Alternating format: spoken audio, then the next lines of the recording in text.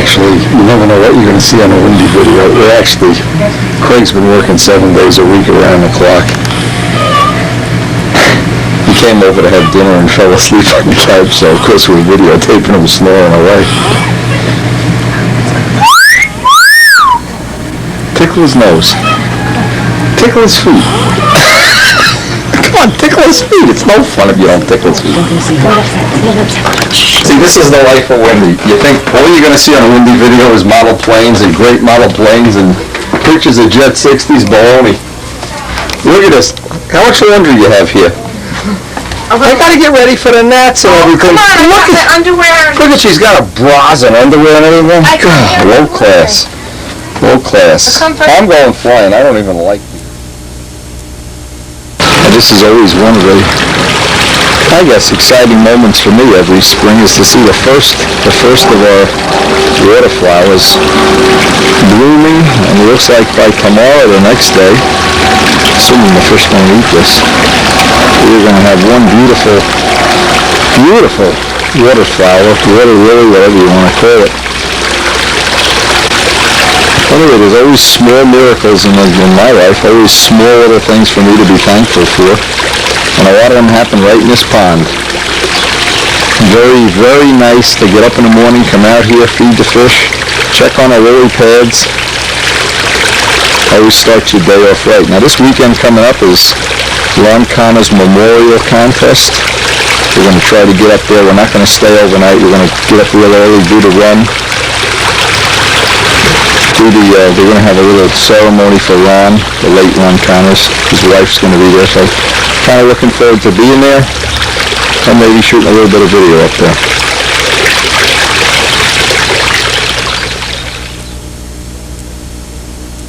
Okay, it's the Saturday before the big meet, the Ron Connors Memorial Meet in Massachusetts. We're going to have to, it's impossible to get a motel up there. What we're going to do is be leaving at 4 o'clock in the morning to get up there, have breakfast on the road. But it looked like it was flyable this morning when I got out here. Mike and I got out early. Mike's doing some practicing. He's not going to be able to make the meet. And I was hoping, now this is going to be the first time I'm using one of the tune pipes that from the new mandrels. The first time I'm using one in competition, so I wanted to get a couple practice flights today if I could.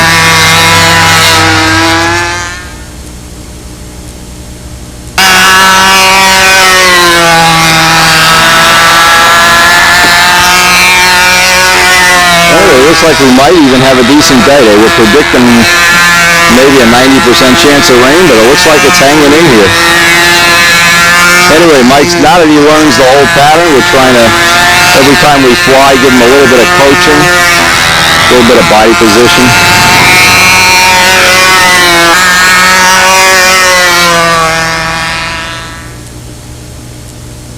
We're working with Dennis's prop, Dennis Toth. Full 13.5-inch diameter, and trying to run them with the pitch that's molded in to see it's just a hair too much. I think eventually we're going to have to just bite the bullet and take a little bit of pitch out of one. But with a 10.5 launch, it seems like it's going off just a tad on the fast side. I'd really like to slow it down just a hair more. Prop clearance on a 13.5-inch prop. I had to go back to using full 2.25-inch wheels. I didn't want to take any chance on chipping these up once I get them the way I want them. It just takes so long to get one that you're real comfortable with.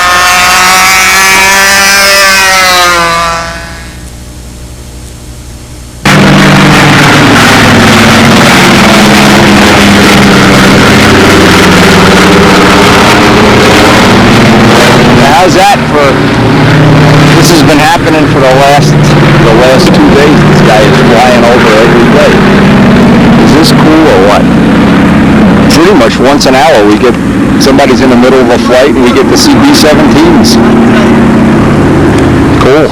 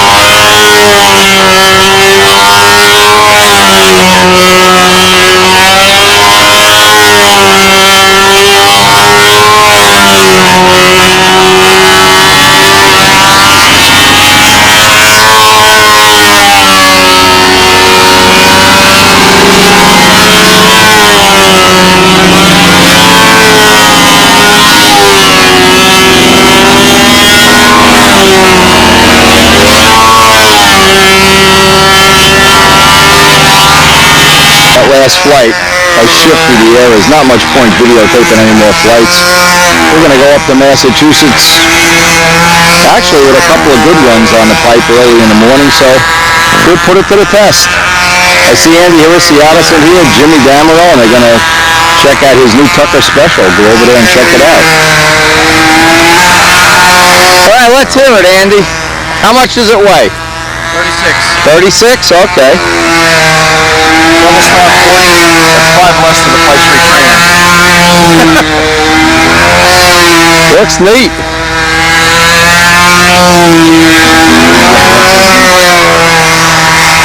That dope buff out okay for you? I just followed your procedure to the letter. Rodak dope. Yeah, it looks good. 1,200 Gorhams. Yep. 1,200 Gorhams and final shine, and it's done. Hey, flip it over. Let's see what the bottom looks like. Nice trim job. Nice and colorful. When you were walking in the field, I thought it was Metter coming in. I thought maybe Metter had a small brother. Looks nice. Nice finish. You going up to Massachusetts tomorrow? No. Contest? No? Not nearly ready. How many flights you got on it? 3. Okay, well the air is lumpy now, but it's not so bad you can't fly, that's for sure. Just shifty.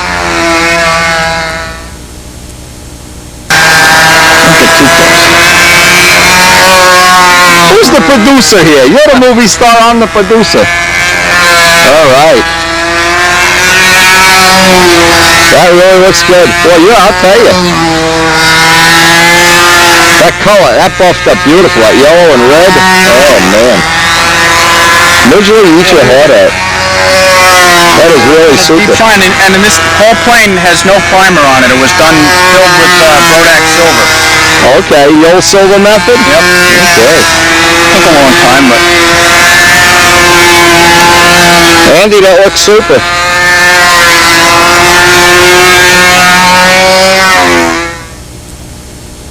Jim Damerel's multi-powered taxi.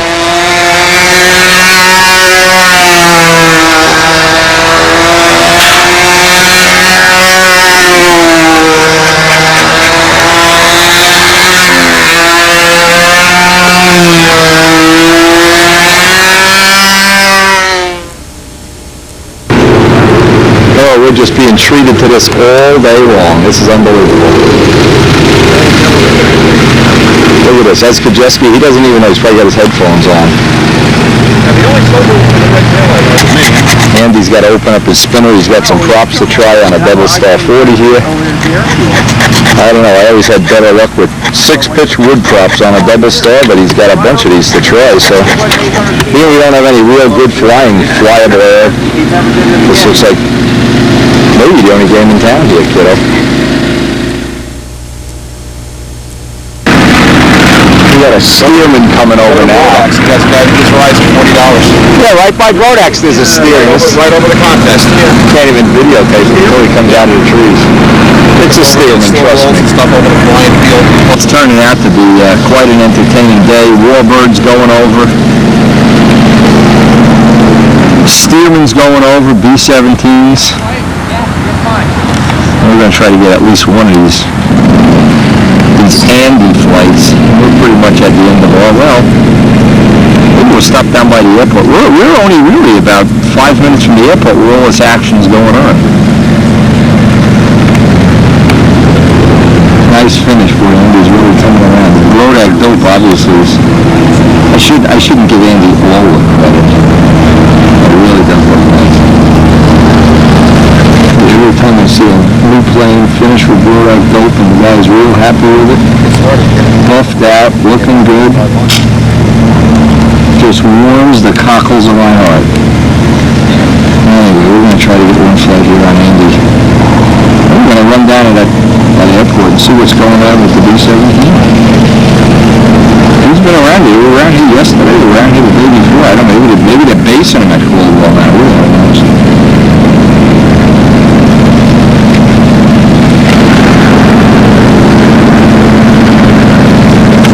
Pretty much everybody here is now using Power Master fuel. So we have one consistent thread in the whole club.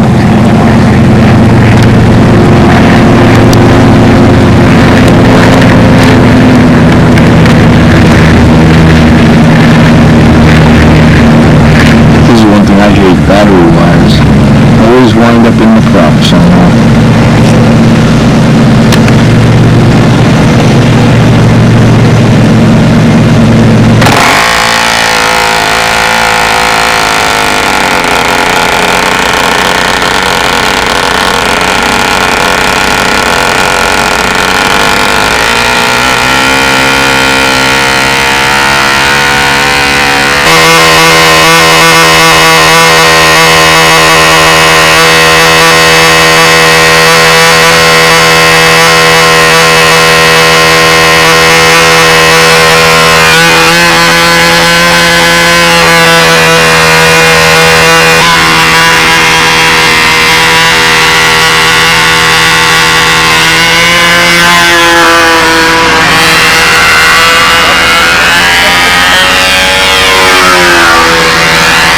Running some kind of an APC prop on a double star.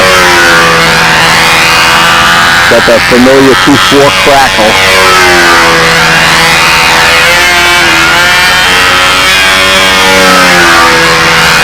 Now Andy has a problem. He already knows. He's got a couple flights on a plane. In the fact that the plane is responding nose heavy and needs an ounce of tail weight. Well, luckily we have a mold already made for the true turn spinner that he's got on here. We just need to mold him up a carbon backplate for this. That's for sure going to be a help. And it's always better, I think, to get the weight out of the nose and out of the tail than put solder on the tail wheel. That's always really like the last choice. That's chemotherapy. That isn't like, oh good.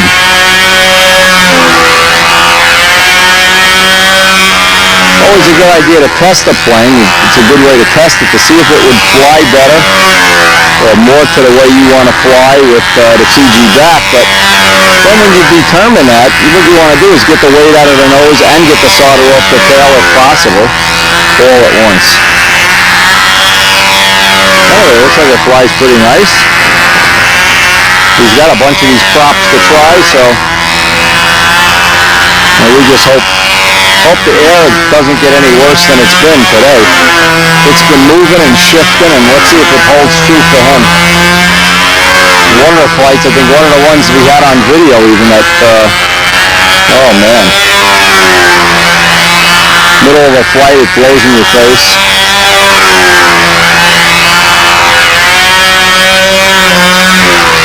Yeah, this definitely looks nose heavy, soft on the corner. Well, another test you can always do if you don't even want to put the solder on the tail, just fly the plane with no spinner. And if it flies better with the weight out of the nose, then you know you want to get the CG back. Yeah, very soft corners.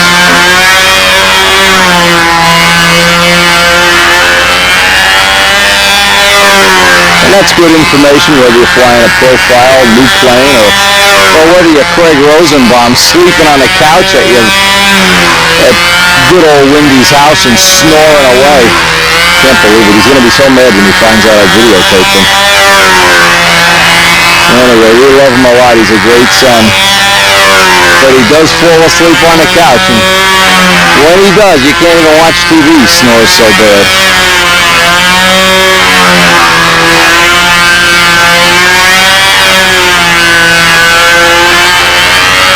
Plane's doing real nice rounds. It's just really hurting for a corner here.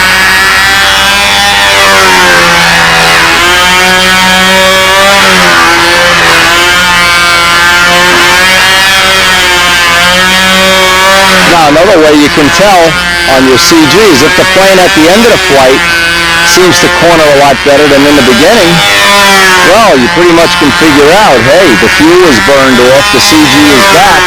So if the back of the flight is okay, you know you want to go in that direction. You want to get some of the weight out of the nose, which is what I've done with the Spitfire. I already have a carbon backplate for Randy's spinner. I already have a lot of the hardware on the plane made out of aluminum. All the screws are aluminum, except the motor mount bolts.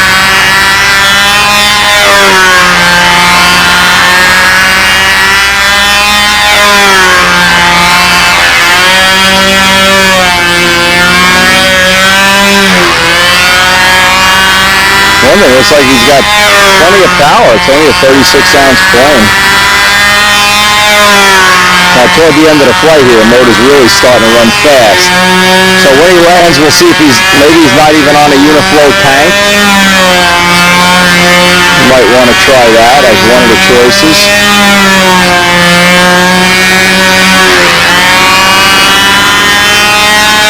Yeah, it's going significantly faster now than in the beginning of the flight. But once you can identify the problem, obviously, then there's things you can do to make it better. Very predictable set of things.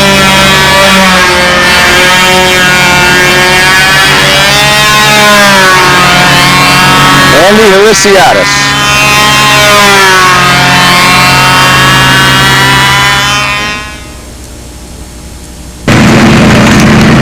Jim Damarez, Moki 51, powered taxi.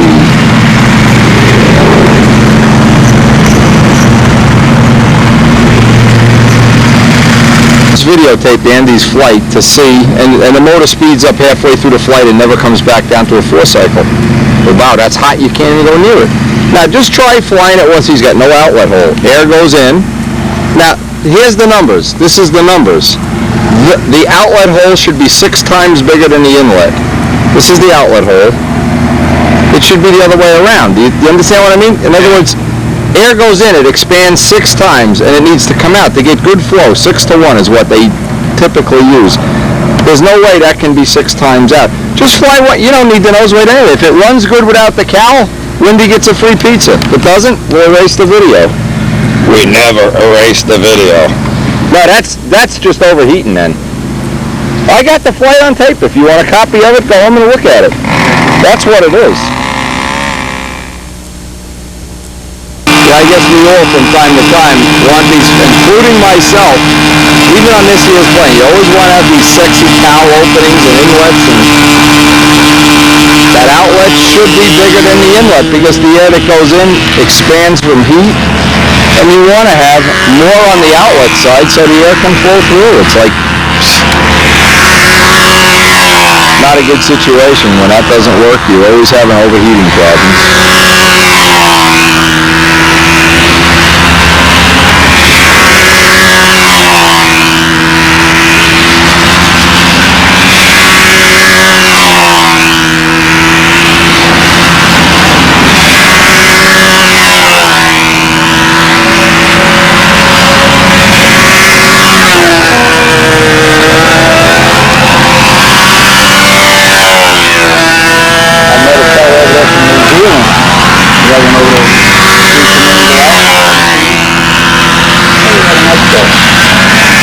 Where, over by the 17? Yeah. How many people are at the end of the runway? Quite a few. A gazillion, huh? You can get from here. You can walk almost right to it. Wow. Then it comes in and goes out. Yeah.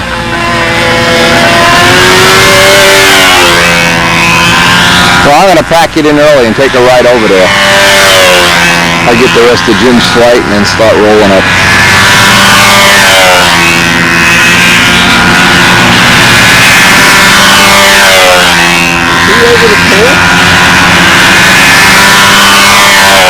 You gotta go take a look at that table, Bobby. He looks slow. Pull that table back. Yeah, pull a table back, Bob. Hit the bottles if he's going to land. Do it now while he's flying here.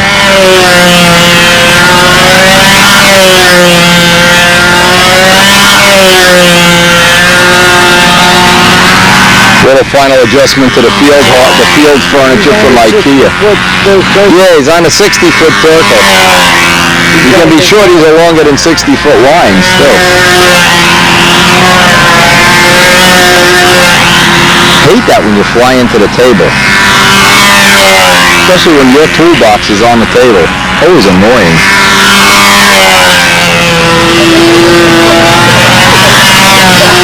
Anyway, the meet tomorrow is going to be in honor of the late Ron Connors, and we certainly would not want to miss this. His wife Helen is due to be there, and we're hoping we're going to have a very nice meet, a nice ceremony and everything in memory of Ron, and they're going to establish some kind of a permanent award, trophy, cup, something.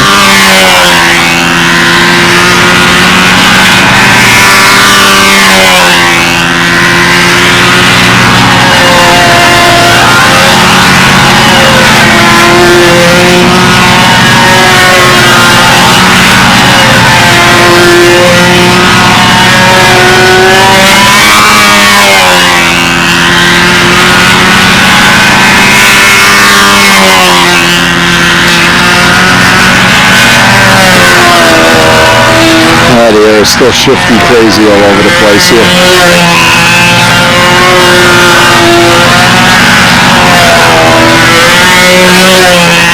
Anyway, we squeezed out of today something. I did get a couple of flights on that original pipe, so at least it's not a total throwaway. And hopefully Andy's problem will be solved with one flight. I mean, there's a nice hole in that exaggerated intake. Roaches go in, but they don't come out. The Roach Motel.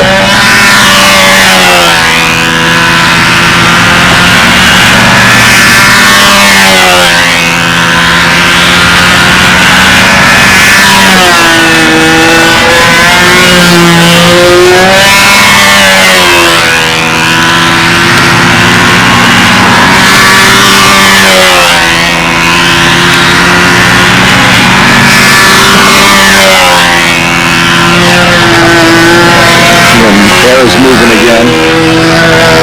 Oh boy. Good old circle burner there. Anyway, we're hoping tomorrow we're going to see Bill Hummel, who's working with a Jett 60. Mr. Kaler, I know, has one. We can see if we can add them to our database. See Bill's new Cardinal flying, if he's got it done.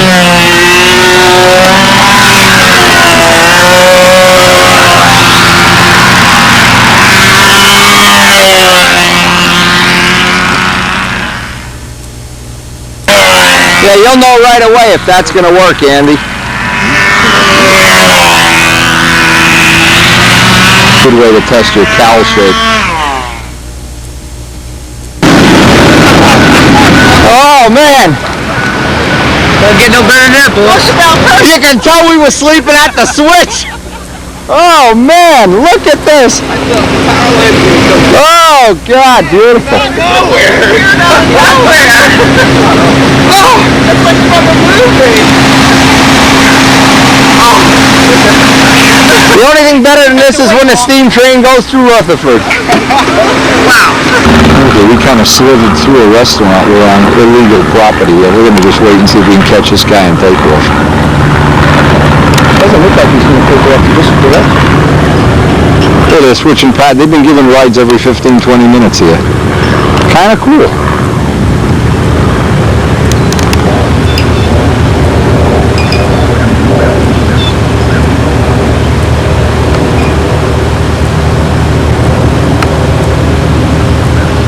You got to realize soon in my lifetime, probably within it, there'll be no more of these. There's only so many now, and they are not making any new ones, so kind of a rare experience.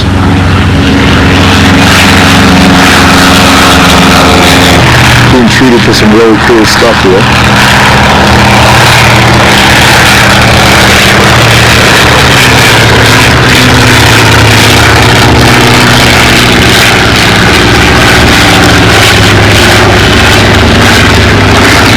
Luckily, Mike Kajeski can't read, so we're just totally ignoring these signs. We are going to get B-17 takeoff here.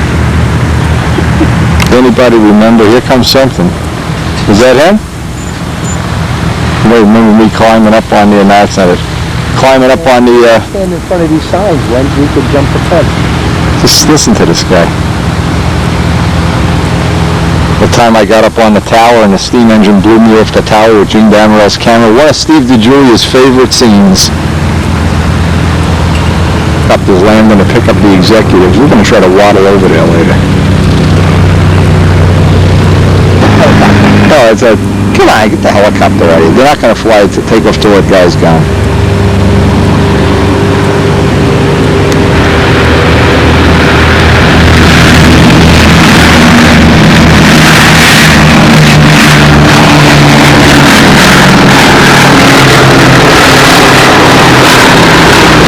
Impressive.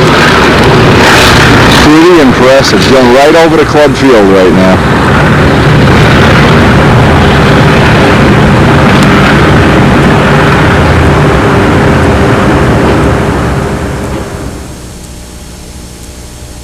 Restaurant is where the circle burners have one where we've had one It's all decorated like a military base, a bomb shelter, or whatever. To try to make it look like World War II.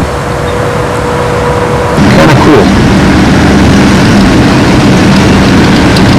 Petrol.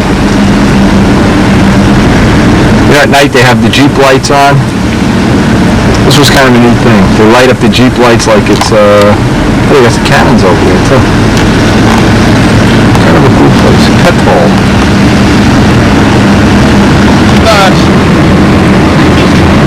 With the B-17. This is what the well-dressed B-17 pilot is taken to the airport. Cool. Check this out. I never saw this before. Look at this on top of the building. It's called Mustang Aviation. That's cool. That must be an old RC model or something. Ooh. Oh, it's a weather vane too. Now see, I'd like to have that. Look at it. You talk about the shifting air around here. Holy mackerel. You're up, Mike. Yeah.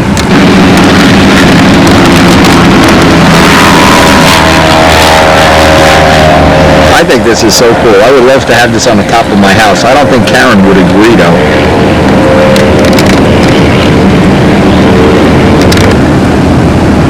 Boy, the air is moving too.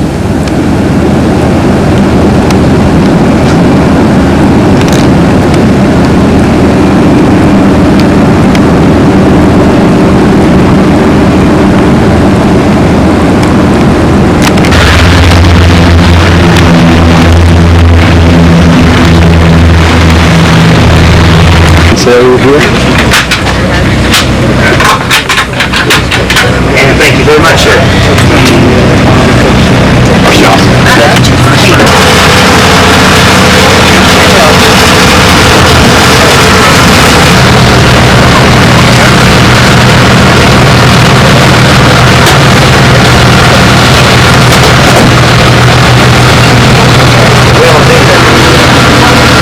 Aircraft ownership I wasn't crazy about. 200 gallons. Look at this. They're using all Power Master fuel too with extra castor oil. Here, look at this. Don't you dare smoke up there. Nice paint job on this, I like. Look at the ribs.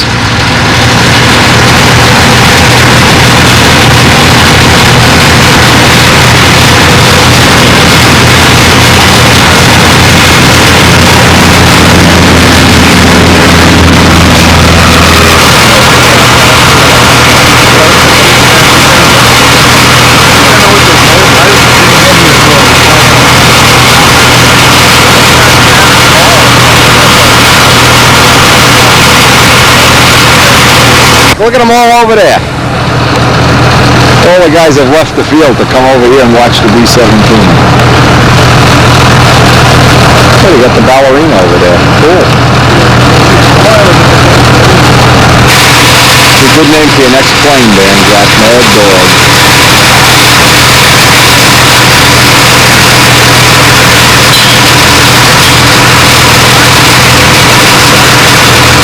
It's nice, the bowing detail.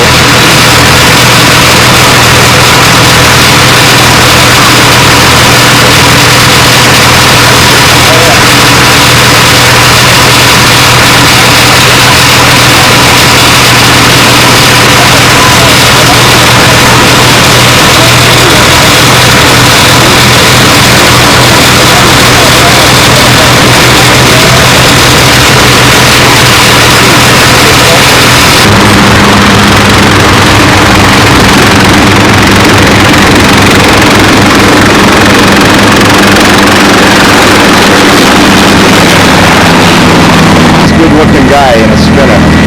Nice how they painted him right on that spinner. It's sitting right over there. Really? Yeah. How much you want for a ride? Yeah, right. Pull him up. Hello, I wish I was rich so I could own this plane. I don't think so. Karen, you know you have to sell all your dolls so I can have a Warbird.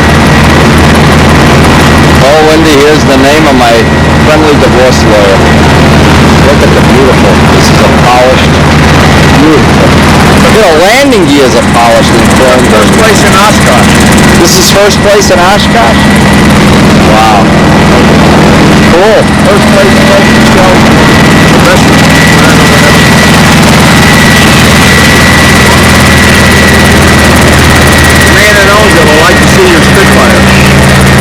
problem. The man that owns it wants to see me.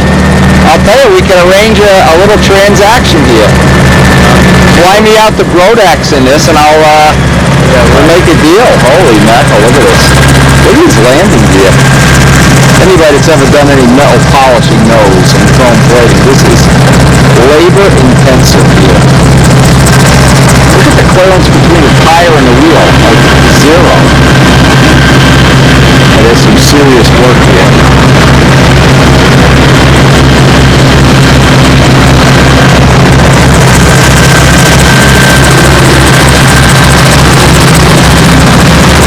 You think he'll let us go inside of it? Is he friendly or not? Hey, he's sitting over there. Why don't you go talk to him? He wants to see your Spitfire. Really? Oh, he wants to see the Spitfire? I want to see this thing fly. The ballerina over here at the air show.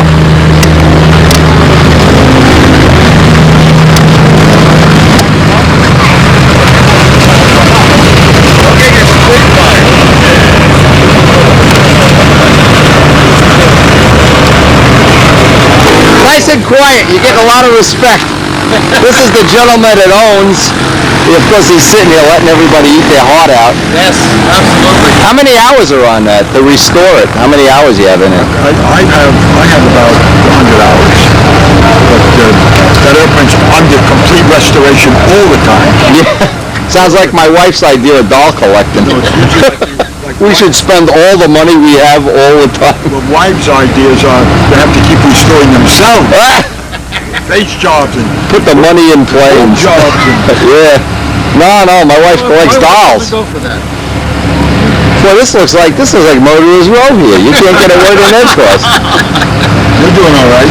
So you won an award at Oshkosh? No, I did. The plane did. Yeah, the plane did. Okay. And Me, I never took it there. is it first in show or first in... No, grand prize. The grand prize? The night- I am very impressed. So was I. Did you beat Paul Walker? I didn't Who enter it. cares? I didn't even know about it. Wow. It was in 1987. So you really like a celebrity. I mean, you're in your element here. See, I'm like a dolphin sitting in the parking lot. He's the celebrity playing it loose. No, I'm not. I read all about you in Smiling Jack. I don't think so. This is true, though. Win Concours Award. Now I'll tell you how famous I am. So you're a famous guy, but I'm famous too. I went into a pizza parlor the other day, and the guy had a copy of Model Aviation, and my picture was in the magazine. And the guy said, "Hey, you're the guy in the magazine," and he charged me the list price for the pizza. Just like Some guy came over to me and said to me the other day, he's got ties older than my airplane. Oh man, Right there. I'm impressed with how clear the wheels go into the. Don't the tires expand when they spin, or it looks like there's like no clearance there? It's like an AT6. Yeah, like a 6. Wow. There's plenty of room. Wow. You should hit the brakes and you just as you lift off. Oh, so it doesn't. Stop the spinning. Yeah. How does that plane handle? Nice handling plane? Like a pussycat? It handles like a DC-3. Wow. Yeah.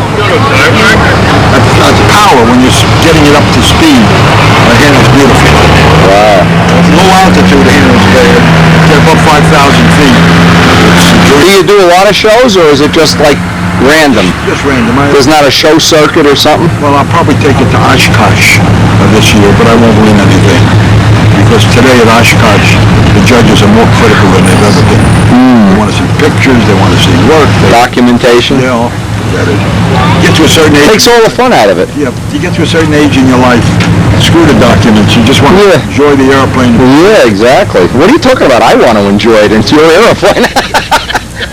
What's wrong with this picture? That's right. Listen, if you ever need a co-pilot, I'm qualified in air coups and Cessna 152s. He can follow with the best of them. Yes. Let me tell you something. You're looking at one of the top guys on the planet of making paint shine. I'm being humble now. Aluminum. Bring that Spitfire out. Let's see the Spitfire. Sure, come on. Well, wait till the 17 lands, then I'll take you for a ride in my Spitfire. You got it. If I went to England a month ago, tried to get to sit in a couple of these Spitfires, they don't even let you touch them. I tell you, World War II, I flew B-51 photo Wheaton. Yeah. It's a special kind of airplane. That's camera. Yeah, next year that's my model is a P51. And I went A to B. Oshkosh and I met some of the old timers, and I said, get in, I couldn't fit. How embarrassing. You could fit. Big, beautiful doll. Couldn't fit. Needless to say, we really enjoyed the interview with the gentleman. Seems like he's got his heart in the right place restoring these planes, too. Here comes the 17.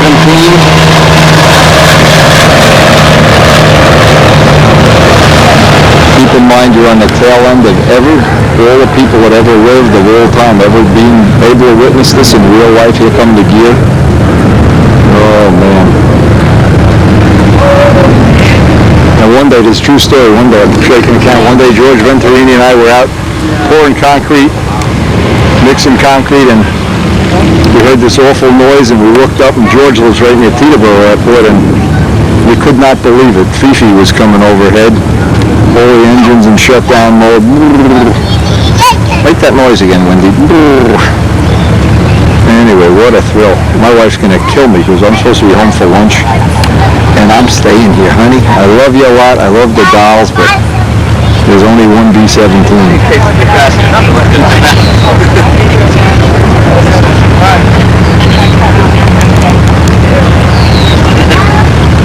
Anyway, we were at the end of the runway when he was on short final and looked up, almost threw the camera out of the car trying to get a picture of it, but pretty exciting.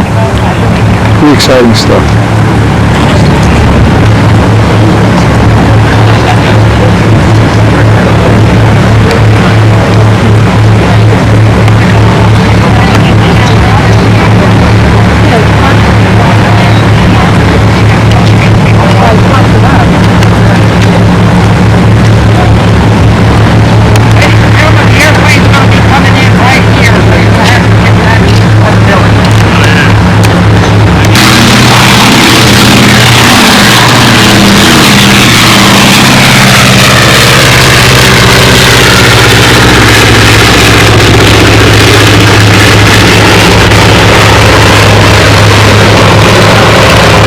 Nice steady camera work.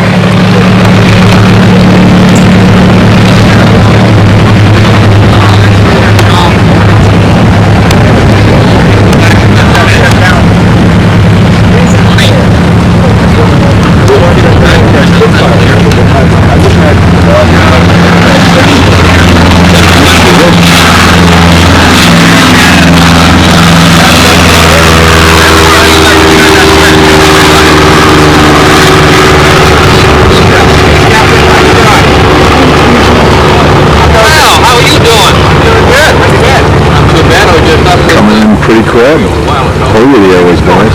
Yeah, I'm going to ask you to do me a favor. So fine. Yeah. They can help you bring us pictures.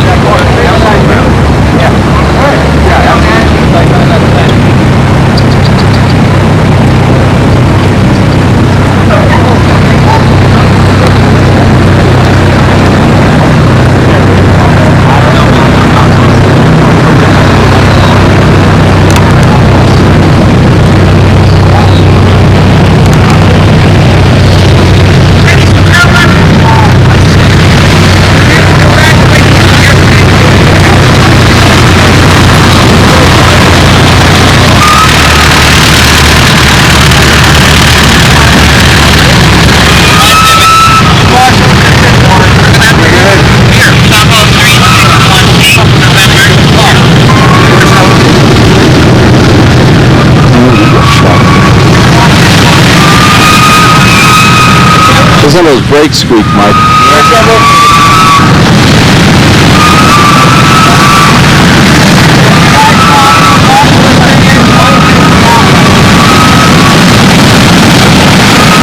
So you get an idea of what inspired Paul Walker to make a B-17 here.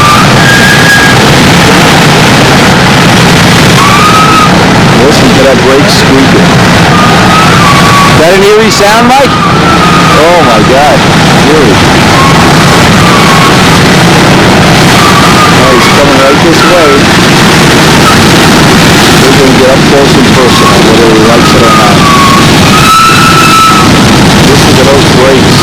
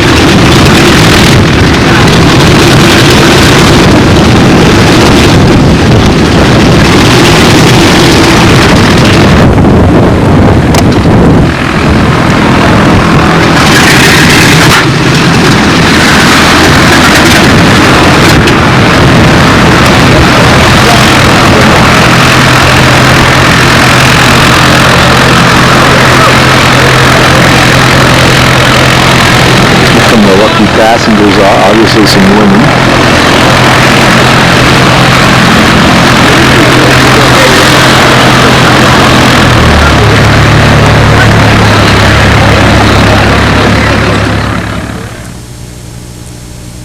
I got 10 pounds of, yep, I got 10 pounds of film on me.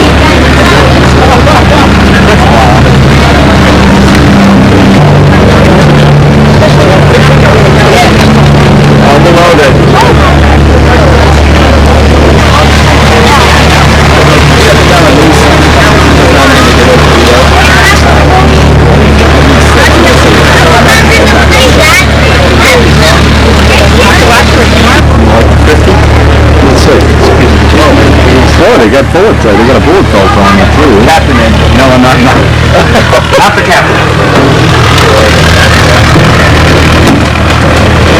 Well, he's got a radio. He must be important. He must be a semi-captain. Look at that bull turret. I know they have to crank the bull turret up and down. Banjo could know all this stuff. Landing and takeoff, they pick that up? Well, if they have to come in with the wheels up landing, design a ball turret is chop meat, you know? Well, each one. Oh, no. They crank them up and crank them down. The cooling vents on the wing.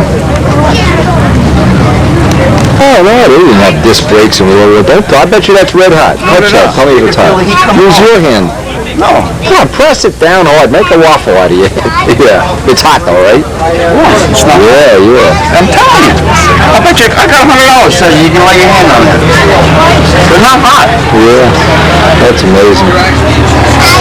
When you were on television, you could feel the heat radiate. Oh yeah. It's good. Look at the oil on this. Typical of all radio engine planes. A lot of moving parts. It's a Jett. The Spitfire 2090.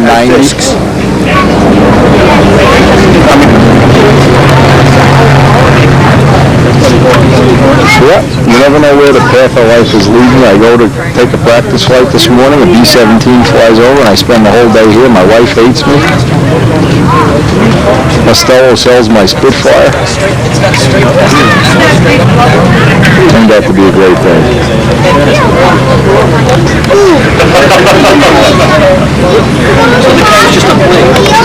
Those are it.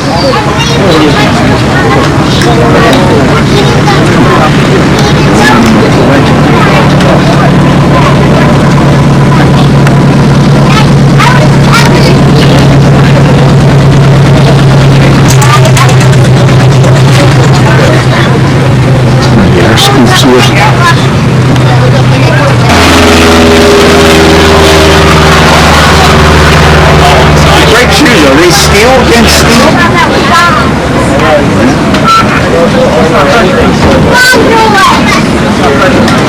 That wouldn't be steel against steel, would it?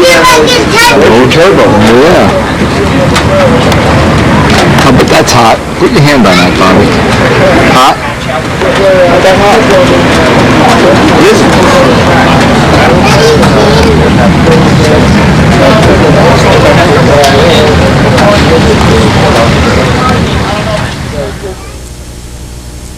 The end of a very, very interesting day. Just great.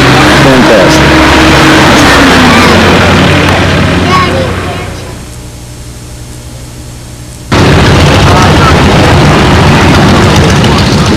Well, the B-17s are all gone, and it looks like we're heading up to Massachusetts. It does not look like a prime flying day for the Ron Connors Memorial Contest. But, hey, as we've done many times before, we go rain or shine. We want to see our friends. We want to see the Borellis, the Midgeleys, and Al Capone, and all the other people that are going to be here this weekend.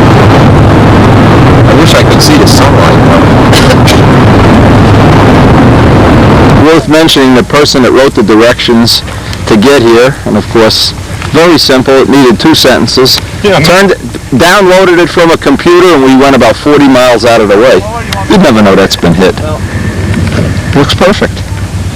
No what shall we call that accident from last week? I don't know how to describe that. The I busted my ass. Noel mates with a jumping beam, falls back, bounces off the ground. Good. Tripped over the... Where's Hummel's plane? You want to pull him? Right there. Yeah. Is this Hummel's plane? Yeah. It's just Cascade. This is Bill Hummel's plane. We're trying to look at... Yeah, it's a Jett 60, okay. Sounds pretty good, but it crackles. And we're trying to figure some of that out. Not as bad as it used to. Oh, really? It was more noticeable before? Okay, this is the one, George. This footage is for you. I don't know what you can tell by looking at it, but we'll certainly listen to it in the air. Yeah, see what happens. But it's 2.4 and okay. It's just crackling. There's plenty of power. Yeah, I'm sure there is. He had one weird thing in his room. It broke lean for about a half a lap, and then just went settled right back down. Okay, I'm gonna wait till he gets a flight and get that anyway. Yeah, but I can let it go too. I'll let wall on it. I see some secret technology. What happened, Tom? Line guide came loose inside the wing window. Can you get it? You need to get an Allen wrench. Hold it so it's straight down and lay on the ground so that gravity pulls it down. That's the easiest way to do it. We have a watch. Anyway, it looks like we're going to have a decent flyable day. We're going to get to hear the side exhaust Jett 60 run. They certainly look like they've got a much nicer day than back home in Jersey. If you do come up to this meet, get better directions than what's on the flyer. Oh.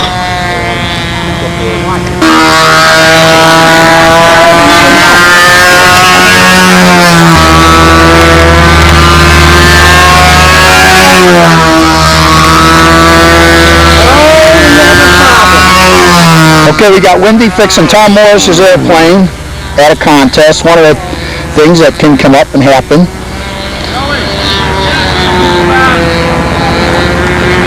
We try to come prepared, but... Mom, if you would have got it right directions to this contest? No, I didn't. The right directions to this contest. You know what I would say? Get Waldo to fix it. Right. Oh, No, but I was smart. I called... middle of this terrible ghetto, and we're looking for Pride Road, and there is no Pride Road. I'm looking, I know Suarez wrote those directions. I just know it. He's laughing at me. He's here getting 10 practice flights. Wendy, how do I get this to retract back a little? Come off of zoom. 1 second, Tom. We're on the plane. You're going to have not only no readouts. Let's let this cook. No control, right? Move your leadouts in. Waldo's putting lip weight in his wing while you're not looking. That's all right. It may help. Lines are out. These guys are always coming up with some secret thing that nobody else knows about. Okay. All right, now we need to mix that second back to the epoxy. This fully warranted repair by Wendy. Fully warranted now. This means tonight, Tom, at the pizza parlor, That's it. when the check comes. We owe after. Hello, Wendy! Thank you for pizza! You got it. And here's the man we owe it all to. How you doing, guy? What are you, collecting hats now, or what the hell is this? Jeez. It goes back good. You look like these model railroad guys. They take their hat off and drop it, and it weighs 40 pounds with all the stickers on. Yeah, you got a lot of them on there. 83 knots. Wow. 83, 85. You've been there, done that? Yep. Well, I've heard a rumor that you are the man responsible for all the good things that happen in Massachusetts. Not true. I've been trying to take credit for this for years. You think it's going to work well, though? I wouldn't want to be the guy to fly underneath it without readout guide brakes again. Once it sets up. Yeah, that'll be all right. You give it a half an hour or so. Famous last words.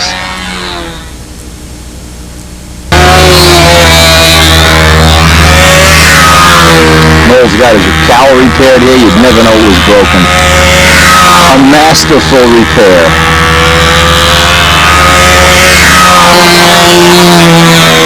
Good those planes.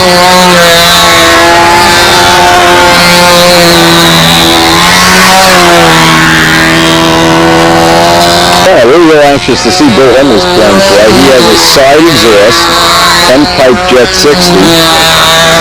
And he's been working with different mufflers. I see he's got a piece missing out of the cowl. I don't know how significant that is. I don't know what the ultimate goal is, but we would really like to get this when it flies on video. Try to get some feedback, see what props look appropriate here.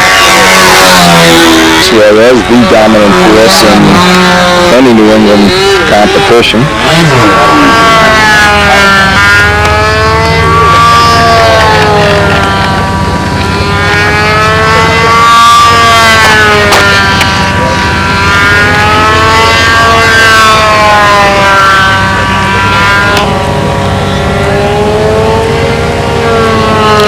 Cargill, another one of the New England top-level flyers. Always at the top, always trophies. Well, there's a secret weapon, checkerboard fuel.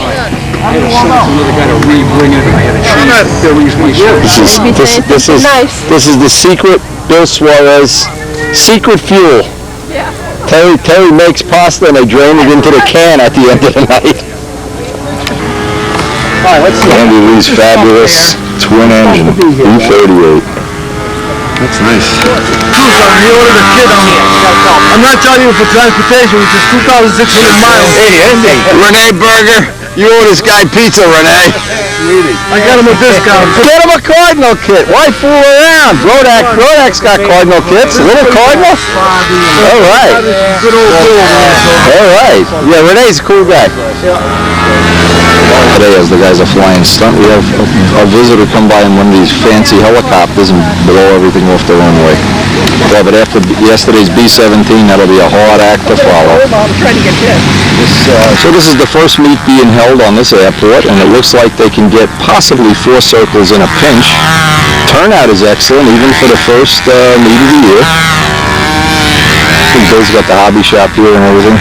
But anyway, what's nice is, and I really want to personally thank Dave Cook and all the people, I'm probably leaving some of them out, all the people that have worked toward getting us a new flying site, because we really, in this area of the country, we'll take every site we can get. Believe me. We should steal his car. Look at all the stuff he's got back here. This guy is the most hated man in engine collecting. Really? Crudest bastard son of a bitch I ever met. Well, don't say anything bad about him on video now. I see some Tigers down there. McCoy 40.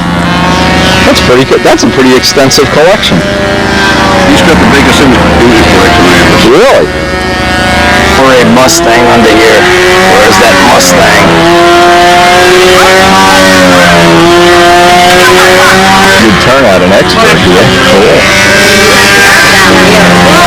Kind of like the thrill of, maybe it's going to come apart this fall. I hate show-offs, Bill. Always bragging about your accomplishments. Yeah, really. Yeah, well, it's you. Really. You're the subject. Jett 60. Yeah. Do a little R&D work with Mr. Radnowski here. Let's see what we can come up with. Okay. See if we can make it run. If it doesn't run good, he's going to give it to me, so you guys give him a low score. I need that extra motor to work with. We put 2 more gallons through it on the bench. Okay. And we got rid of a lot of the heating problem, that pinging, that like detonating what Okay. we're doing. Yeah. So we're pretty close. You Yeah. listen to it. Well, heat can also come from overloading with a prop. You can put, Yeah. it may be that it's going to be happier with a 1/4 inch less prop. I don't know. We've tried small props, big props, Okay. lower pitch, more pitch. Yeah, well, I'm going to send this video down to George. Let him, that's what R&D is all about. If it was easy, everybody'd be an expert. Yeah. The only way I know to do this is to do it. My wife keeps saying, not that stupid motor again. Well, you still. Not that stupid motor.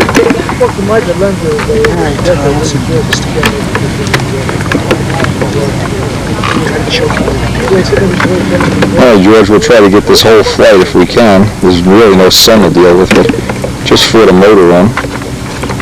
See if the beta has any meaning.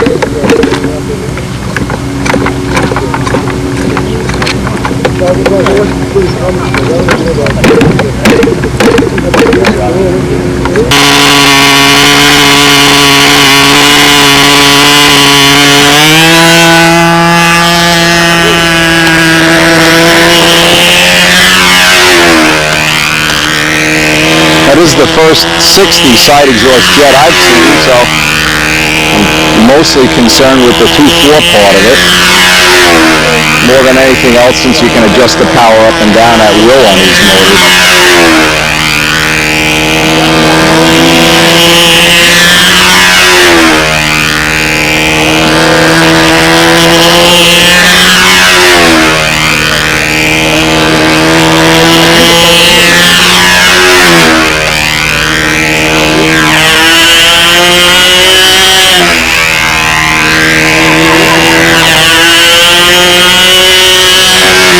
Sounds like he's got the 2.4 part of that maneuver under control.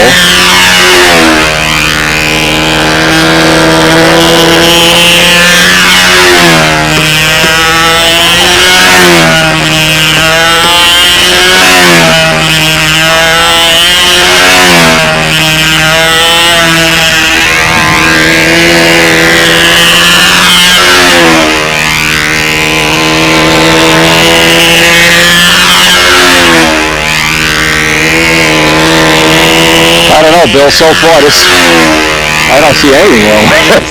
That's always the case, you know. The dog never barks when you're looking at him.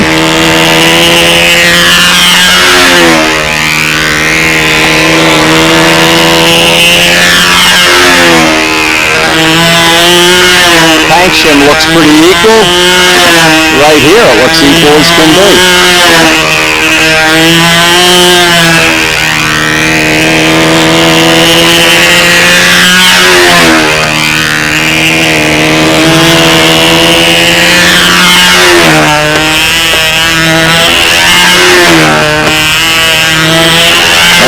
That's got a really nice solid 2.4 brake so far. Tank shim for sure is real close. Prop load feels about right.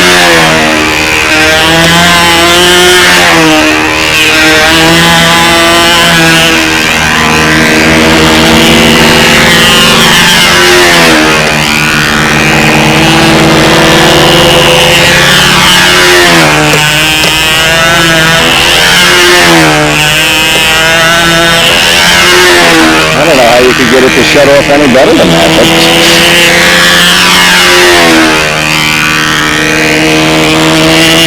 My only critique so far is that it's a little loud, but a big muffler opening always is a little loud. Knowles is even louder than this. Knowles PA. I wouldn't say this is any worse than any of the Super Tigers or... The only thing though in my life that takes 40 years to talk to me, but you know it's that.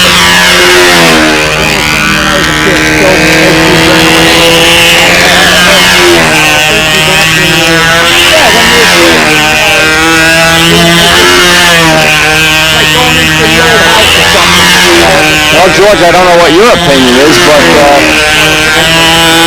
this looks pretty good. This is the first one I've seen of these, the unpiped ones.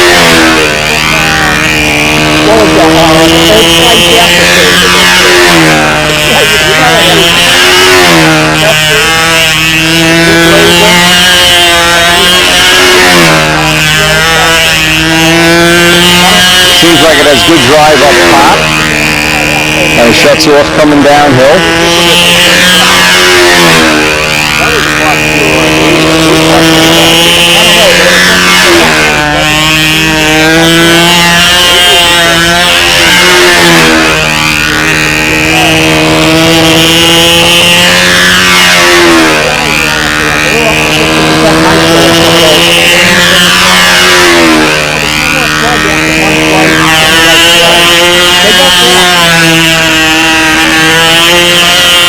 Now, the only part of this I didn't ask Bill about is what fuel he's using.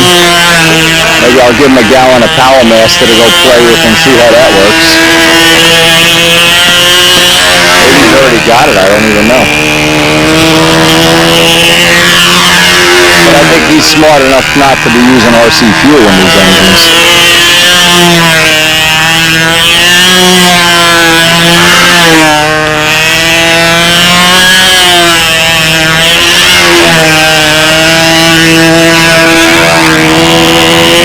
Joe Hummel, first official.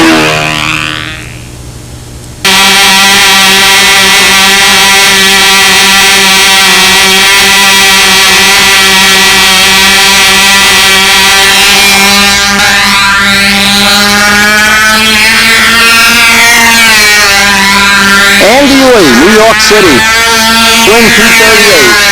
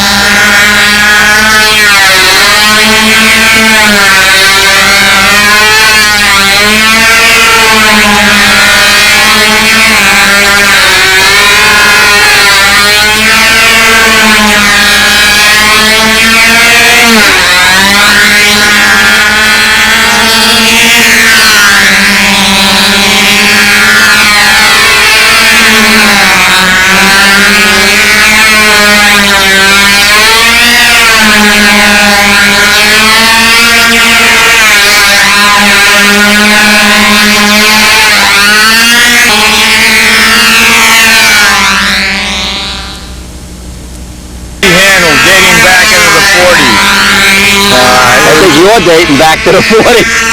All right, let's see it work. Designed to make inverted flying easy. You take off, you get going straight normal, slide the lever, and it flips the lines over as you go inverted. Remember though, it runs out eventually and there's lots of stuff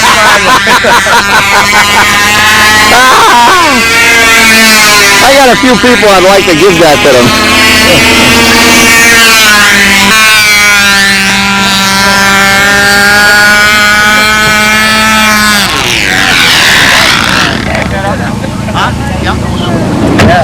All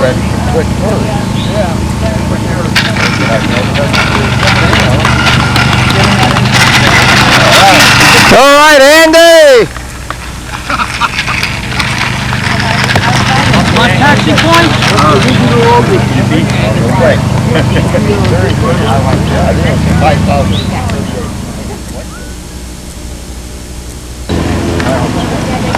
I know, it's strange, I can't do that. Is that on a Jett 6? Oh yeah. Kayla, say this. Kayla, say this very slowly. Listen. Stay away from the brown, though. Kayla, say this for me. Rosebud. Rosebud. We were auditioning people for a movie role. You didn't get it. That doesn't seem Created some dough. It's okay. Either way. What's this guy selling for fuel over here when he jacked him?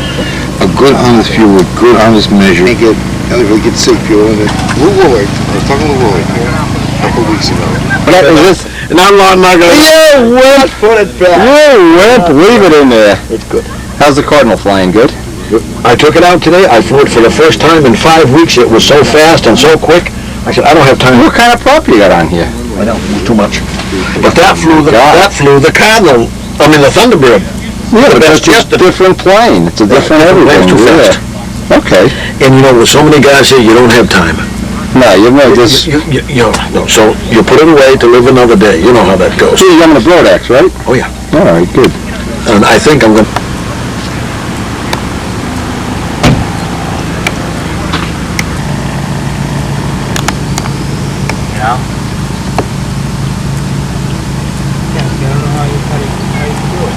Maybe it was 477. That's what it was. Maybe 477. Yeah, that's.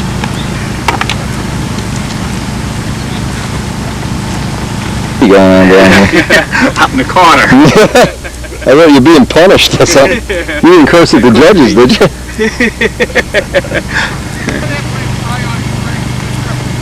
Yes, it does.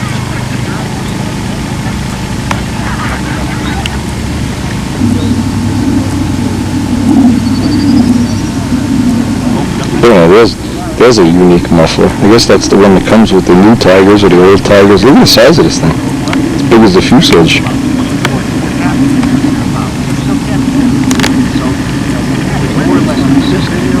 Anyway, an excellent turnout here. The weather's certainly holding up.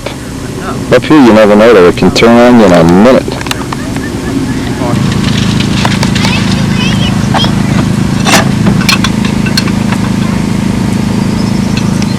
Windy that I piled in last year. Yeah. I saved the, Did a whole refinish on it? Yep. I saved the wings, the stabilizer, and the wheel pants. I've been known to do that.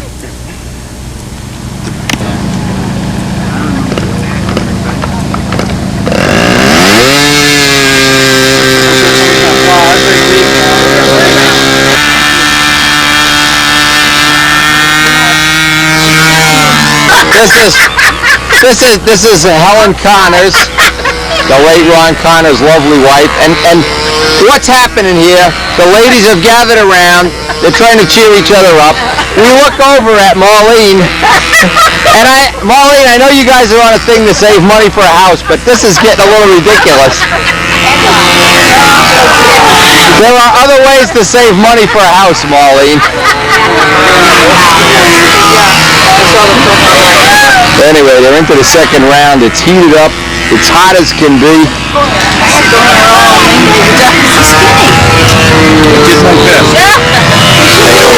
That's what happens when your daughter says you're fat. Oh, boy. Nice to meet you.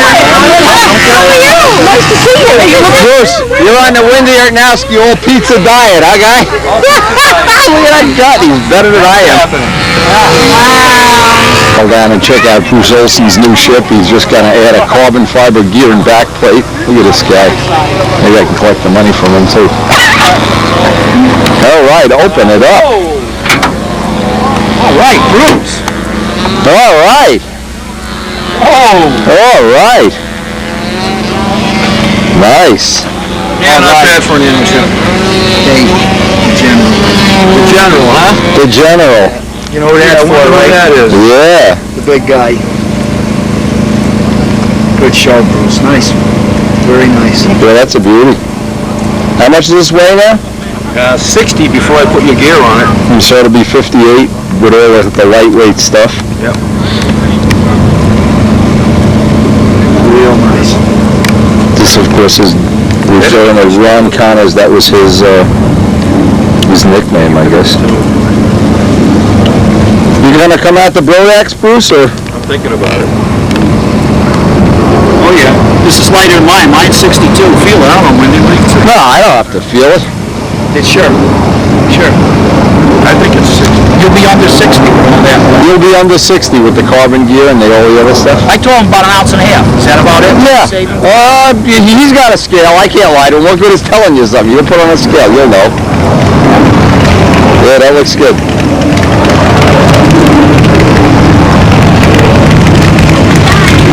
Oh, John, you ain't got hooked on already? Nice. Did you do a cover, Bruce, for this now when you're not? So you're gonna keep those holes taped or something, right? I don't know. Keep the tape. Keep the oil out any way you can. That's it. Oh, look at the thickness of that stab. That's serious. How does that come out of the groove with that thick stab? Just pops right out? Yeah. Boom. What? Does it? You got, Oh, and tell now. You built this? yeah, this is a Derringer. Bob Whiteley's design from magazine plans, or? Yeah, no, from the kit. Oh, from the kit, the RSM kit? I bought the kit from Bill last year Okay. and spent the winter putting it together. Went together nice? Yeah, it went together pretty nice, yep. Okay, good. We made a fiberglass cowl. Oh, I like it. Wow. You know how to make a fiberglass cow. Whoa. Oh, that's a snap. Yeah. Shh, don't tell anybody. All right. Yeah, it went together really nice and it flies just beautifully. Yeah, great. Great. And that's the one I was over videotaping before with the muffler. Any reason you'll have that muffler on there? That's what came with the engine. Oh, okay. You should get a close-up of the canopy. Yeah, let me get over there. Now, he did extensive canopy detailing, molded fiberglass canopy details, I see here. Beginner pilot choices. I thought if I brought that out, I am a beginner pilot. I thought if I brought that out with this airplane, it would scare the rest of the opposition and they'd go home. They'll be scared of that muffler coming off in Isn't that flight. something? Boy, that is unbelievable. My Windstar doesn't have a muffler that big. The manifold that attaches to the engine, it broke the front lug right off it. Wow. I remember selling the last year I was a Super Tiger dealer, they sent some of these crazy things. And I was wondering, were they in the lawnmower business or what? How did they come across them? That's a biggie. Wow. But I got it wired on now. Wow.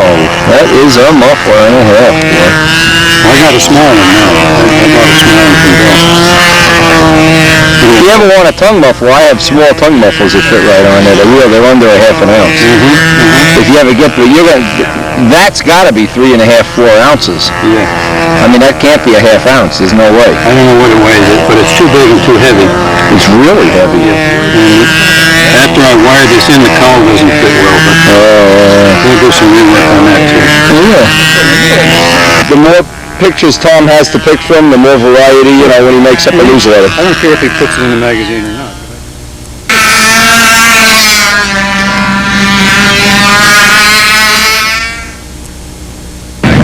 So you got your 2 flights in already, Jim? Yeah. All right. All right. This party's over. It ain't over till it's over, and it's over, huh? Hey, it turns out to be a nice day. I'm totally impressed with the day. Wow.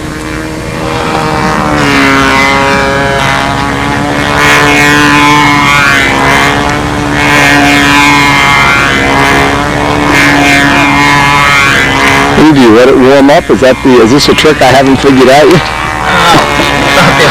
Already. It's confusing me. Leave it on overnight just to make that first start a little easier. Well, the whole engine can kill you resin. Not that I've ever done this. Oh no. Yeah, I've flown a couple pretty big flights with that.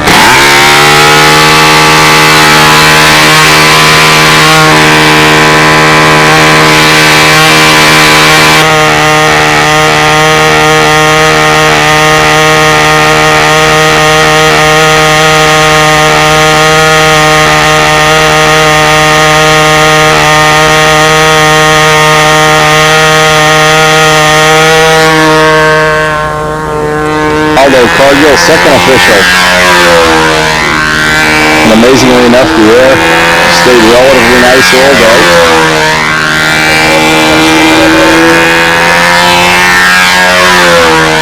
They've taken up a small collection for, they're going to have a memorial trophy for the late Ron Connors, and obviously that's the reason we're all at this meet. This is the first one of many. Hope it'll be a permanent fixture in the our calendar for contest events for the future. An exceptionally good turnout.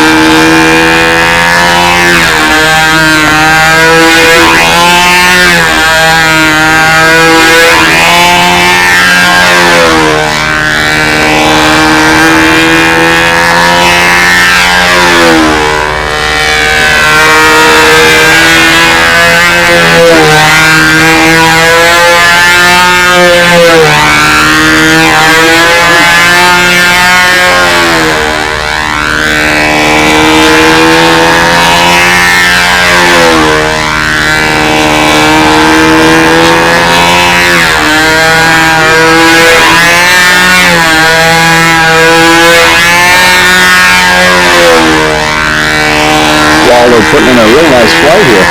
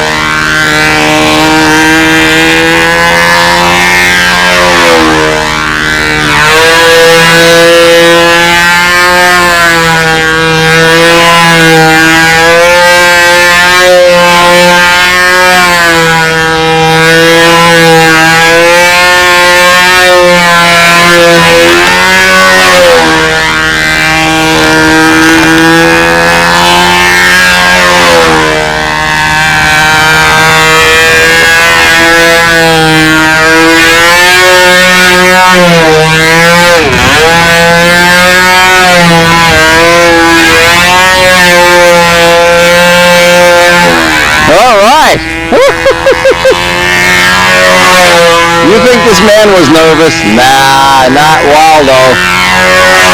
He's the happiest guy on the planet now for putting that last drop of fuel in the plane. Look at him smile.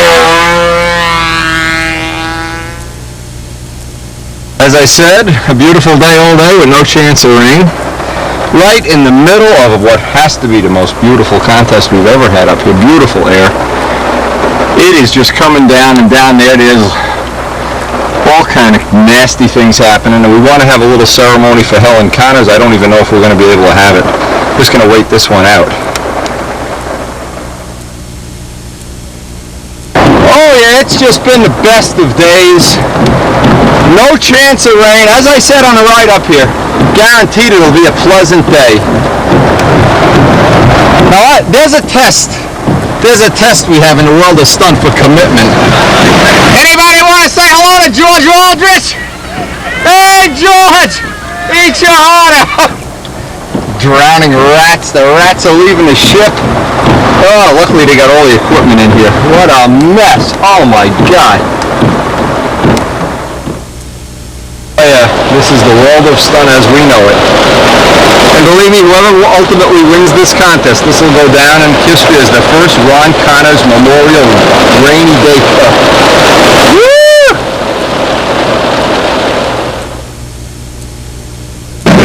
Okay, now, this man, in true New England tradition, figures the hell with appearance as long as my nose doesn't get wet.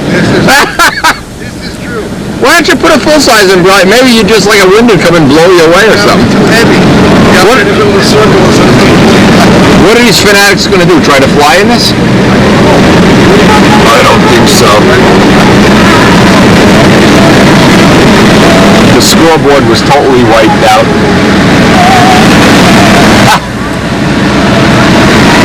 I don't know what they're doing here.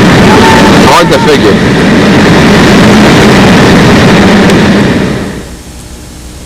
Okay, the contest is over, and it is, believe me, just a bright sunny day. You'd never know it rained an hour ago, except for the fact that you're all soaking wet.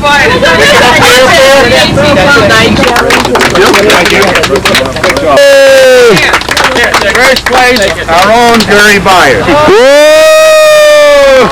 Nice knees. Pose, pose. What are you going to do next? Quality. Oh! Second place, Earl Mitchell. Yes, sir. All right, Woody! First place, Jett. Boo! Okay, now we'll go to beginner. Wait a minute, these scores right? Is there a point missing here? 1,945. I think it's got to be 194. Third place, George Soren. Where's George? Hey! 194.5. Second place, Frank Schwager with 206 points. Hey! First place, Larry Giaconetti. Go, Larry! Whoa! Speech! Speech! Taz win. That's flying. They're not. I haven't Third place, Glenn Minnick with 422.5. Hey! Second place, Rick Clark. Hey, Ricky! Hey, Rick! Hey! Rick and his attachment. First place, Glenn Taylor.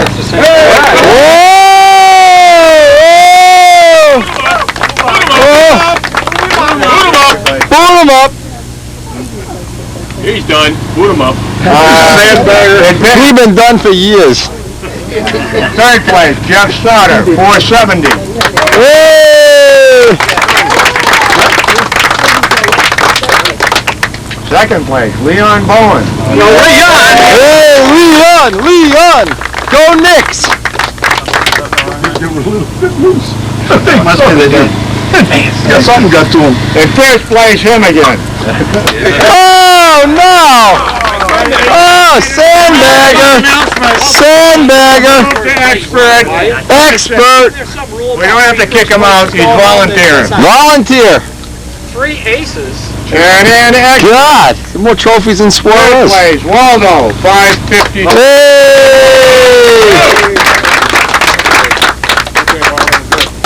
Second place, Bill Suarez. Hey, Billy! 581. Go, Billy. Good job. In first place, Wendy. Yay! Wait a minute, that's me. Thank you. Wendy, better do it this year. Hold on to me. Shut up! Who asked you? Better do it this year with that combination. Hang on to that trophy. You'll be worth money someday. Not next week, though. Don't put it out on eBay yet. We have Helen Connors is here. Yes, Ellen. Roll it, Helen. Why don't you come up and... We're going to, this meet named after Ron Connors. And Ron was a kingpin in the New England area and nationally as far as helping the hobby along. He started this contest back in Worcester and kept it going. We picked it up and kept it going. The contest is going to be named in his memory. We will give a trophy each year, which will be the Ron Connors Spirit of Competition Trophy. And I want to give Helen what was collected today so she can pick a trophy. And then we're going to have it set up for a perpetual trophy. You'll get a plaque, but you'll return the trophy each year. And the first guy this year in Spirit of Competition, and it's kind of nebulous, we're going to judge it by the contest management and pick the flyer who best exemplifies the spirit of competition.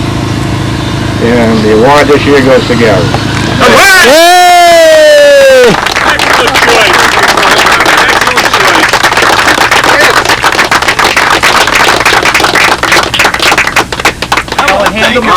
Hand them the plaque and look this way one time, please. Let's get a picture for Stunt News here. Okay, Ellen? Got it? Fine. Thank you. Okay, we want to thank Ellen, we want to thank Mike, Ron, Twister, and everybody for coming, and young Mike. But the meet from now on will be the Ron Connors Memorial. We thank you all for coming. Any questions? I think the contest management did a good job in the Excellent job.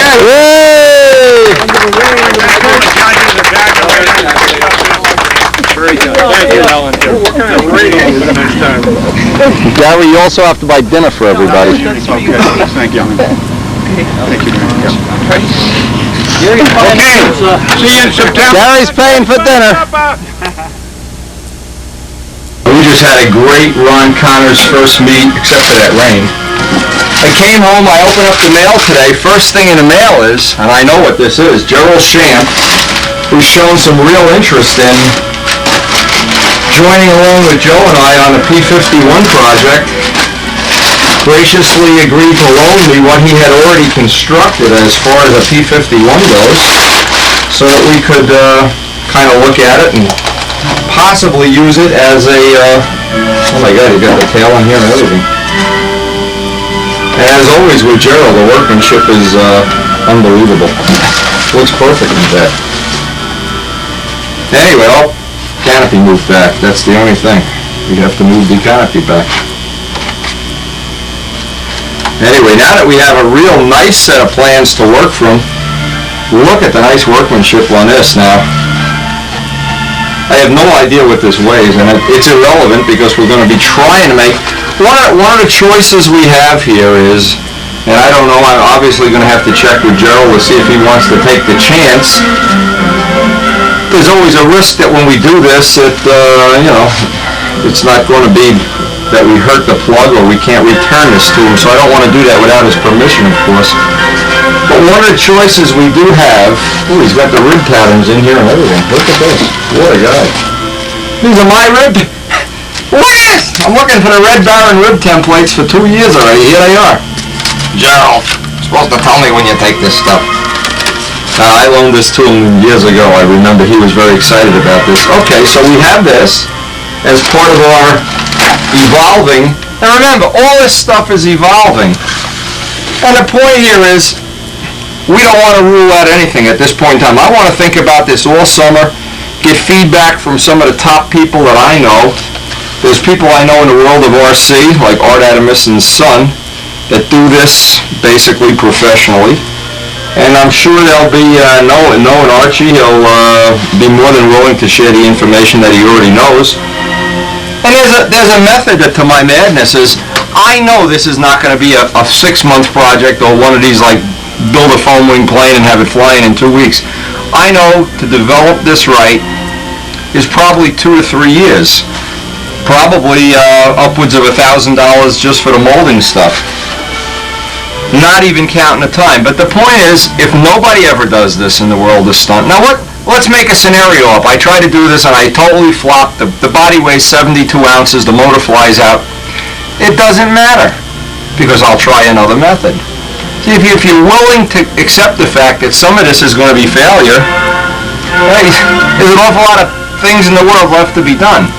I really find this challenging. I think this is one of the things, and I know Joe Adamusco is very excited about it. I can just picture that possibly what we're looking at is the second or third one that actually gets to fly, being, totally competitive. I want to make the wing removable at all costs because I want to be able to, as an example, if the fuselage comes out, we're going to shoot for 10 ounces for the body. But remember, a 10-ounce body doesn't need to be doped and tissued and silk spanned and fiberglassed. A 10-ounce body is done. In pylon racing, they typically get 6 and 7-ounce bodies, and the bodies are much bigger, but they're using smaller displacement engines. Now, one of the things that I think makes this a possible thing that was not possible years ago is modern engines like the Jett 60 don't have anywhere near the vibration of the Tigers or the older loop scavenge motors of their time. Also, the materials I've been working hand in hand with George Spar developing tune pipe stuff, talking to him a lot on the phone, getting information from him, talking to his wife even, who has a nice source of information, but trying to come up with technology that then, obviously, once this is worked out, what's the next obvious thing you'd want to do? Well, probably make a fiberglass Cardinal kit, fiberglass SV11, a fiberglass impact.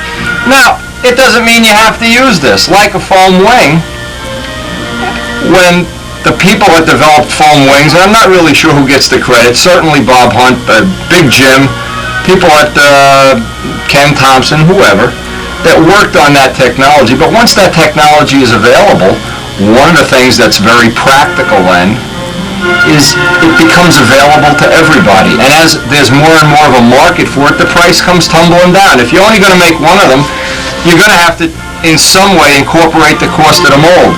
But if there's a market for 100 a year, the cost of the mold then can be divided by 100, and everybody's cost comes down. And second of all, we live in a modern world, whether I like to admit it or not. I wish we could go back to the 50s and drive 55 Chevys and have steam locomotives coming through town and see B-17s flying overhead. There's a reality to life. Modern life, every single person I know is either working 2 jobs, more than 1 job. In my case, I'm working 3 jobs. Three totally committed things. The time left over at the end of the day is minimum. I like to spend a good part of that with my family. I really wish I could find a way to make Spitfires and Cardinals and things in a lot less time.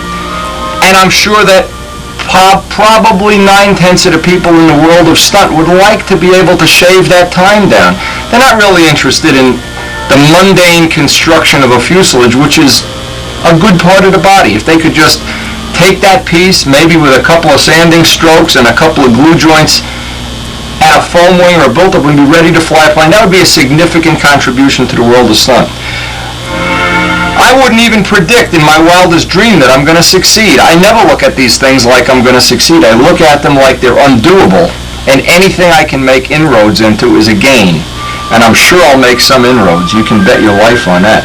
But Gerald has, and I'm going to try to keep Gerald posted all summer on how we're doing this. Gerald has decided to let me look this over and check it out and see if we can use it for some purpose. I don't know. I'm certainly going to have to show it to Joe to see what he thinks.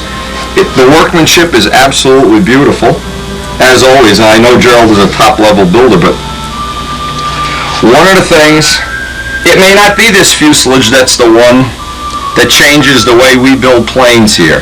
But I know for sure, if we ever can make this technology work, if we ever come upon the day that we can make these in a reasonable time window, and a customer can just go home, glue in his foam wing or make it take apart, and know that, as an example, even if you crash the plane like Strega, Wouldn't it be nice to just say, hey, I need another body, mold me up a body, just like we mold those gear every day and back plates and belt cranks?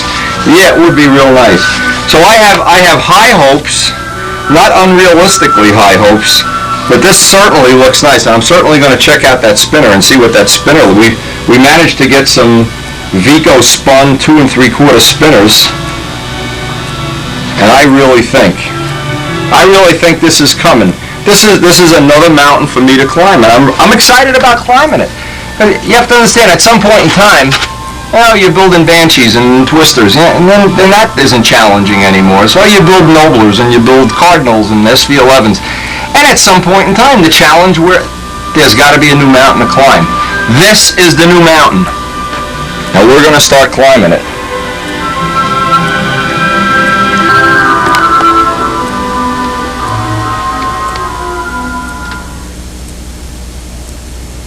Listen, anytime I get started, Joel sends me this fuselage or we do an email or, I don't know, a phone call, I start getting excited and thinking about all the possibilities. And I guess that's part of the joy of modeling.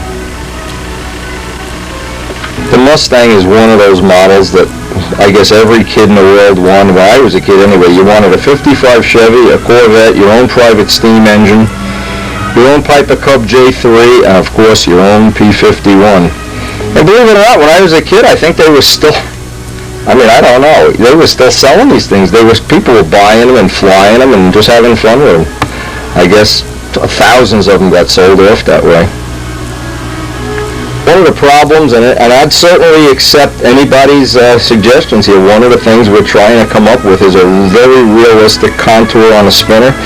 I know making flyable 4-bladed props is not much of a challenge when you want to do that. We've already done that. We already have done that at the 2 Nationals. Flown competitive 4-bladed props. But a Mustang without a 4-bladed prop, I don't know. I don't know how realistic that could be. We'll have to do some prop development. The exhaust manifolds are different than the Spitfire. That's going to require a whole new mold. It's going to be at least 2 years and maybe 3 years, but this is going to be one of those really, really exciting projects. I'm very excited about it.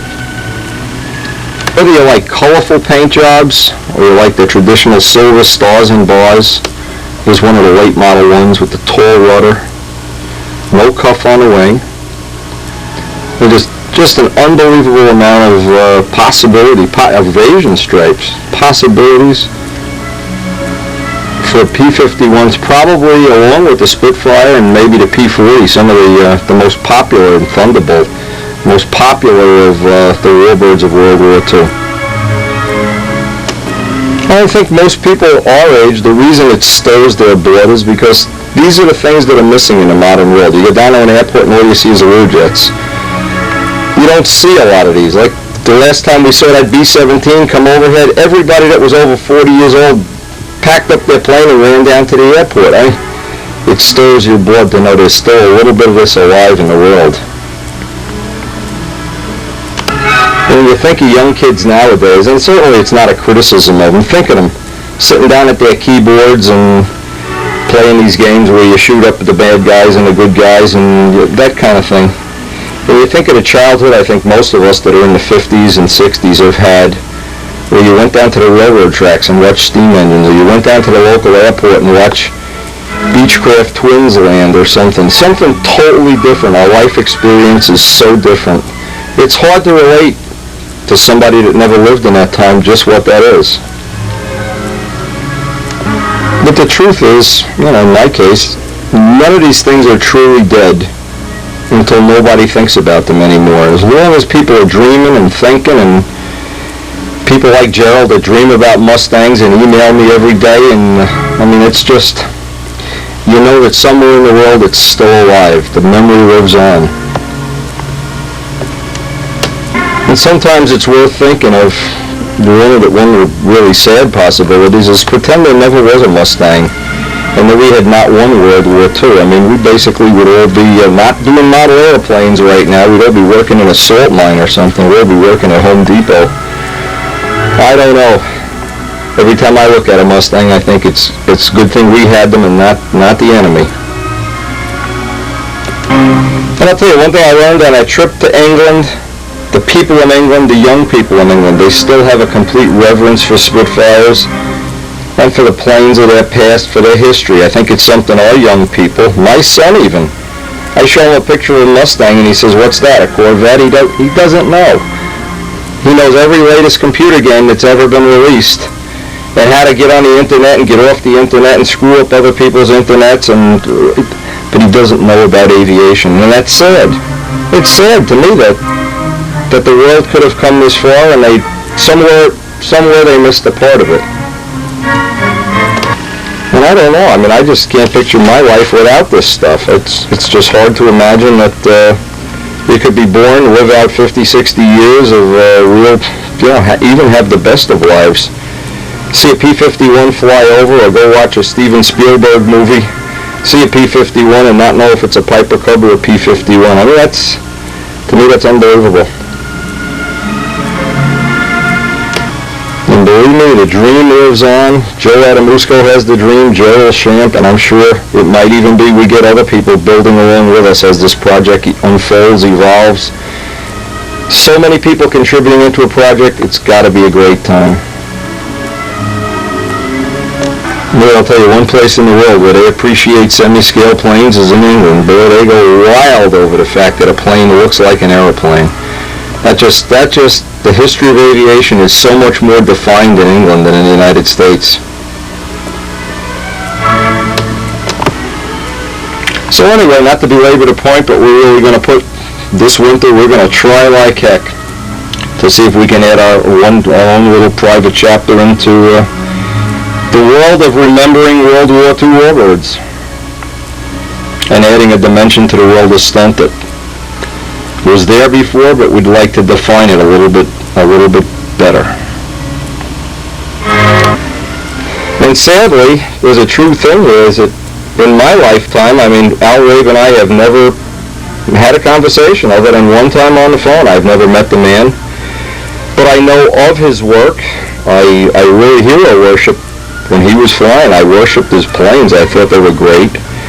And I'm still hoping that in some way he'll find some time to become part of our project, for better or worse. And it would probably make the enjoyment that he receives from the hobby, or just remembering his involvement in the hobby. I mean, we remember him well.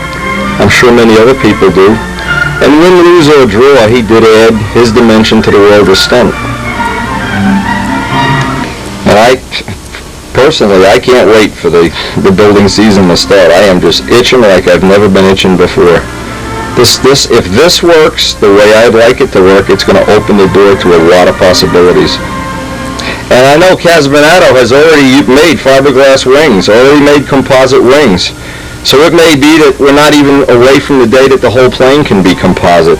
See, in RC, that's possible. They're already doing it, by the way. Fiber Classics is already doing it. But they're doing it with mega money. Now, if I had the mega money, we'd already have it done, but I have to do it on some kind of a budget. And it's going to take a little more time, but you know what? We're going to get it done. So if 3 years from now you're looking at this tape, and 3 years from now you say, hey, Wendy, you never finished the Mustang project, or the nose fell off or something, hey, it won't be because I didn't try.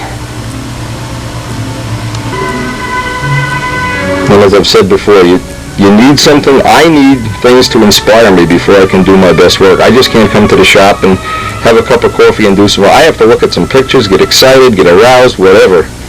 And this P-51, having Gerald's fuselage here for the summer, is going to really get me going.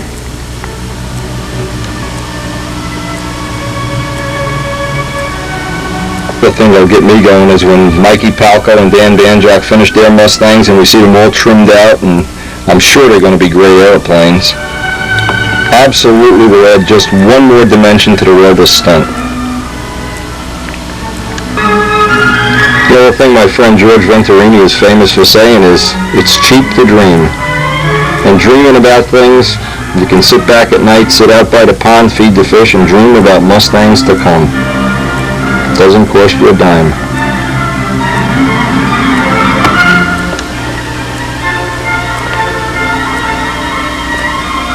Anyway, we're coming up on the end of this tape. Hey, thanks a lot for joining us.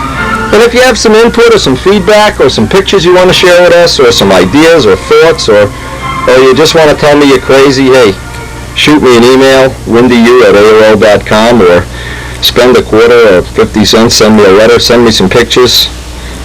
Let's see how many other people are interested in this, and hey, maybe we'll have other people join us by the time fall rolls around. And please, share the tapes with all your friends. Nobody's going to spank you if you share the tapes. Get some ideas, get some other people building, get some other people excited about using Brodak dope, or coming up with an even more intricate, fancy scale project than we have underway right now. Anyway, again, thanks for joining us, and we will see you on the next tape.